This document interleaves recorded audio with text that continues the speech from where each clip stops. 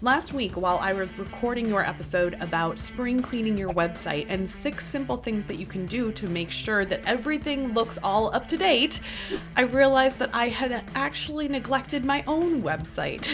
As I was walking through step number 4 about setting up your broken links and making sure that you didn't have a lot of broken links on your website, I was recording the video that showed you how to do it, and I realized, oh damn, Meg, you have a lot of broken links. So in this video, I'm going to talk about why it's important to make sure that you don't have a lot of broken links on your website, how that can impact your user experience and your SEO, how to find any broken links both within your external linking structure and outside websites, what to do when a broken link checker tells you that you have broken links even though you know that they're okay, and everything you need to know. So I'll be right back with that whole tutorial right after this.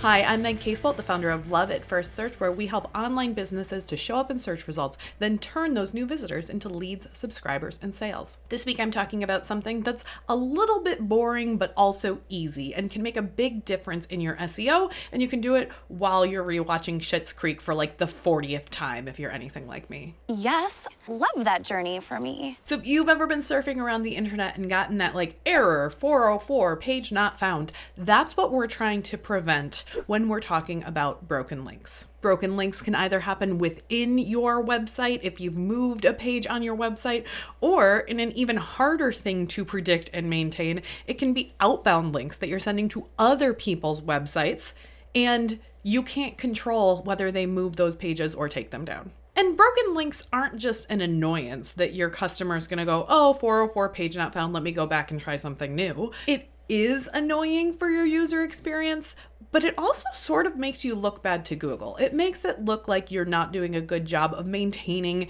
your website and the things that are happening. And if you have a page that's full of broken links, which is what I found was true on my website last week, then that can negatively impact your scores and your positions in Google search results. Because Google doesn't trust that you are keeping up to date on what's happening in your industry. And if you have a lot of broken links on your site, that can make it seem like you don't really know how to set things up correctly. So fixing your broken links is a technical SEO skill that is not time consuming, it's just kind of annoying.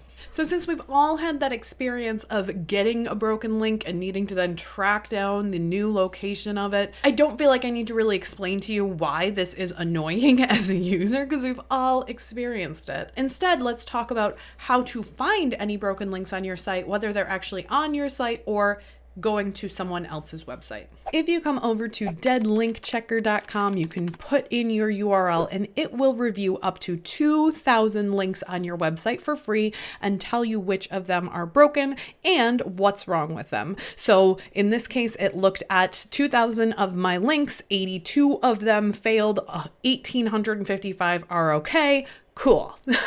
Most of my links are okay. And the same is probably true for you. And then there are going to be some that show up here that aren't actually problematic. So I want to talk you through what the statuses sort of mean and how you can go through and make these updates yourself. The first status that we see here is 999 non-standard. And if you scroll over that and just hover, it's like LinkedIn says that we can't go look at their page. So we don't actually know if this is a problem. LinkedIn just says no crawler bots. Cool. You don't have to worry about that. If you see any links going to LinkedIn, now you know it's fine. Down here, you see this one that says too many redirections. I'm able to look at this and know when I look at these little share buttons, when you look at the source link text, that's a plugin that I have that just shares those pages to Facebook. And something about Dead Link Checker doesn't like the way that that particular plugin sets up its shares. That doesn't mean it's wrong or broken. That just means that Dead Link Checker doesn't like the format. So I'm not going to worry about that because the plugin works fine. I can go double check that on my own. I have a few links that are actually broken. These are courses that I used to have a teaser module on and I no longer do. And so these links are not accurate anymore. So I could very easily go back to my website and just update what the link is to those free mini courses so that people can still go get those.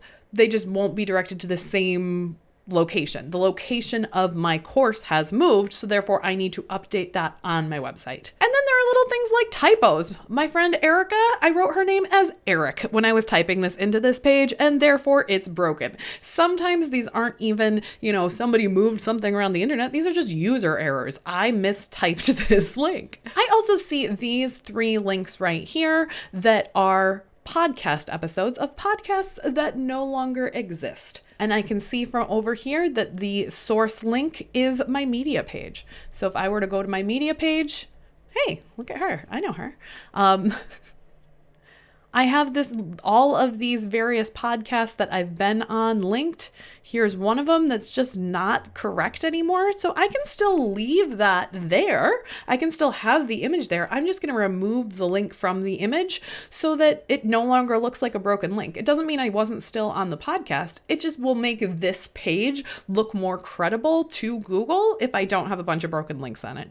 Nobody's actually going through and listening to every podcast I've been on. They just want to know that I have had that experience, right? That's the benefit of this. And then as I look at this, I can also see, here are some images that we just copied and pasted in from a Notion document directly into our website. Let's go through and update those because that's not how we should be doing these things. That's something that someone that I hired made a mistake. And this is a really good time to go back through and update those images so that way they'll load more rapidly. We won't have all of these directions happening. It will be a better post if I make those changes. And then there's just some that other people have moved around the internet. I linked to a post by my friend Lainey Lamar. She removed that post. So now I want to go through and either find something new on a recent podcast that she's done so I can still link to her, or find another resource to make the point that I was trying to make by including that link. Chances are for you, this will be, 5 to 10% of your links. And these are things that you can easily adjust and make these changes. This is that kind of spring cleaning maintenance stuff that we need to do even though it's boring. Okay, so we have this list of broken links that may or may not actually be broken.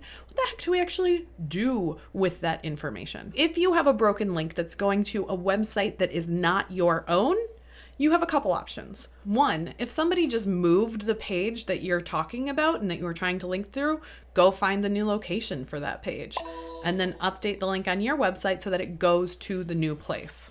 Or 2, if that person has removed that content from their site, it no longer exists anymore, you can either remove it entirely, or you can find something else that's relevant. You can find someone else that's talking about something similar and link to their website instead, so you know that the link works and you're still giving that external credibility to prove that you've done your homework in whatever you're creating, but it doesn't have to be that particular person's website. And what about if the broken links are on your website? This is why it's really important to not move things around your website without having a plan for telling Google and for telling your website the new location that you're moving them to. It's basically like when you move your house and you go to the USPS and you fill out that change of address form. The change of address form, as we use it on our websites, is called a redirect. Almost all the time when we're moving pages permanently from one URL to another URL, we're going to use what's called a 301 redirect. Do not ask me why it's a 301. 302s are temporary, 301s are permanent. I don't really know. You're going to use a 301. If you're on WordPress, there are a lot of plugins that you can use for 301 redirections. I personally just use Rank Math for all of my SEO things, and it has a redirection functionality right in there, so that makes it easy for me. If you're doing this on another platform, I know we already have a video about how to do this on Squarespace, so we'll link to that in the notes below.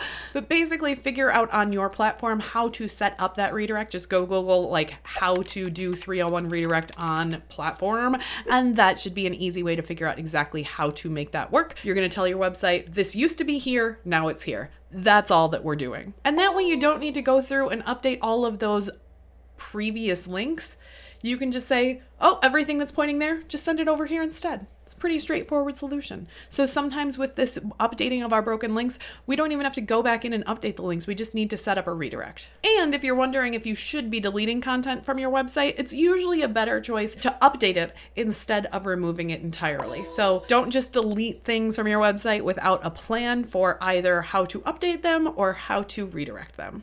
I know this was probably the least sexy video in YouTube history, and that's saying something, but I hope that you're able to take some time, some downtime when things are quiet, you don't have a busy day ahead of you, and just go through, check your broken links, and update any of them. It's boring, but it really does make a difference. You don't have to do this all the time. Maybe just every 3 to 6 months, put it on your calendar, go in there, put on some music, and let yourself go nuts with these updates. If you thought this video was helpful, make sure to like it, subscribe to the channel for more tips of things that you can do to improve the traffic to your website while you're also binging The Office. I'll see you next week.